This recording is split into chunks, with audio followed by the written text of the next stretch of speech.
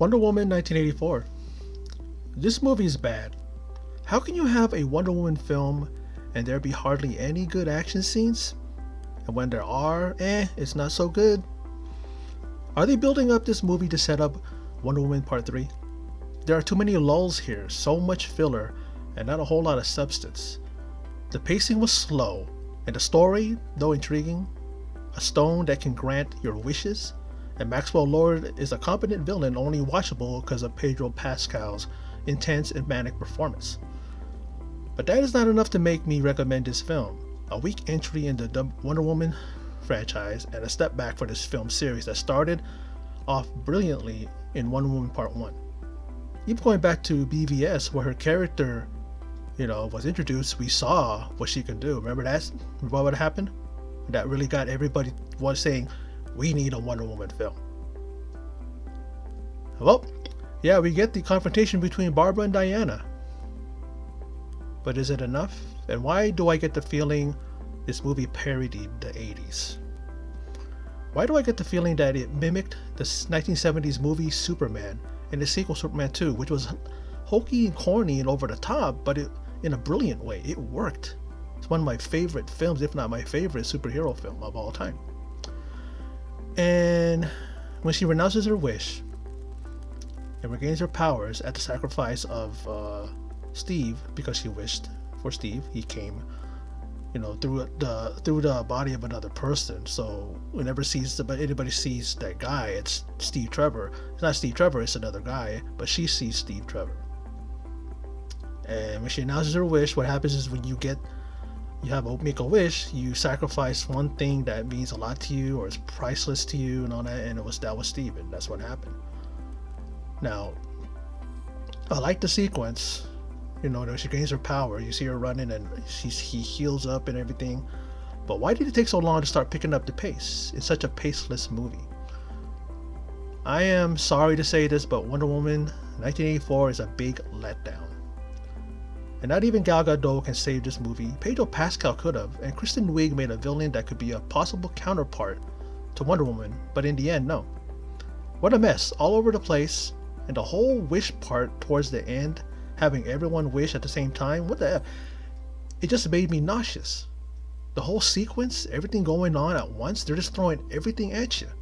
The whole thing with the launch sequences for the nuclear bombs and all that stuff, and then when she gets Pedro Pascal's character, Maxwell Lord, to renounce his wish because he's hearing his son, and he knows that his son means the world to him. He renounces his wish, and then everything goes back, right? Rewind, everything goes back, and it reminded me again of Superman 1, that sequence when Superman,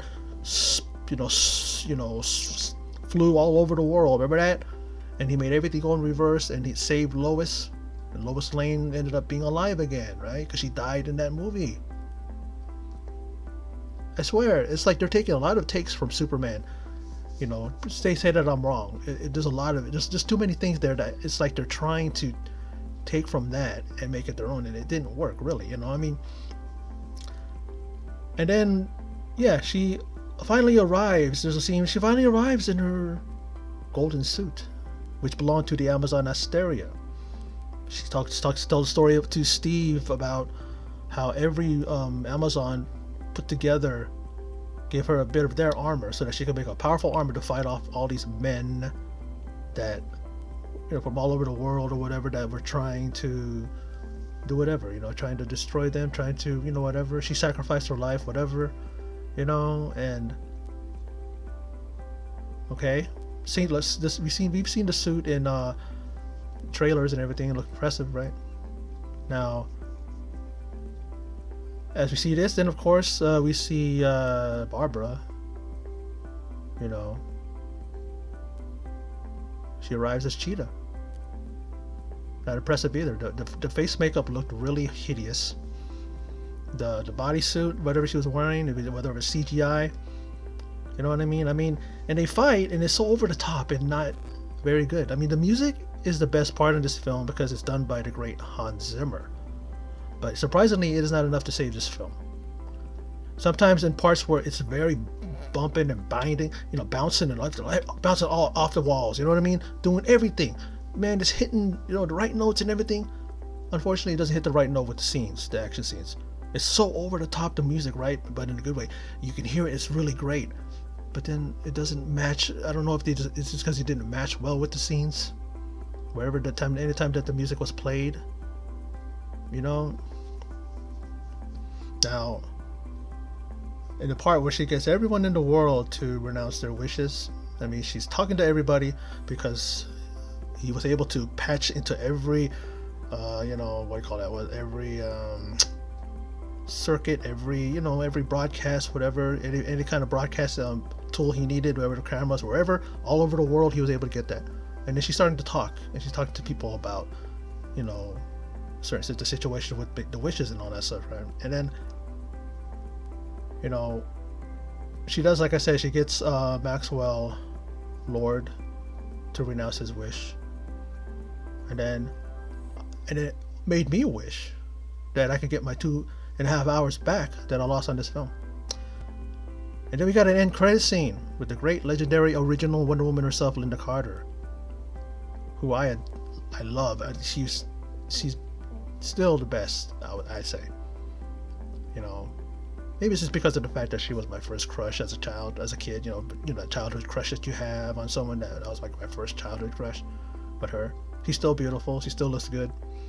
I mean, she's in her 70s now. Maybe they did a little CGI, but I remember seeing her on one of the, I believe it was one of the Arrow or Superwoman or something. It was Superwoman, Supergirl, whatever the TV series on CW. She appeared on there, and she was showing her age, but she still looked, beautiful. But it was a pleasant surprise. She arrived as an older Asteria, a pole or some kind of like a light pole. So it came down. She grabbed it before it hit a woman and her daughter. And then she's like, "What was this, Miss?" She's like, the lady's trying to get her attention. She turns it around. I thought it was Diana, but it was Linda Carter as Asteria. And like I said, still didn't save this film. And this movie's a real disappointment and a letdown from beginning to end. It was all over the place, and nothing made sense. In reality, I am done reviewing this, giving my recap, my thoughts. I'm out.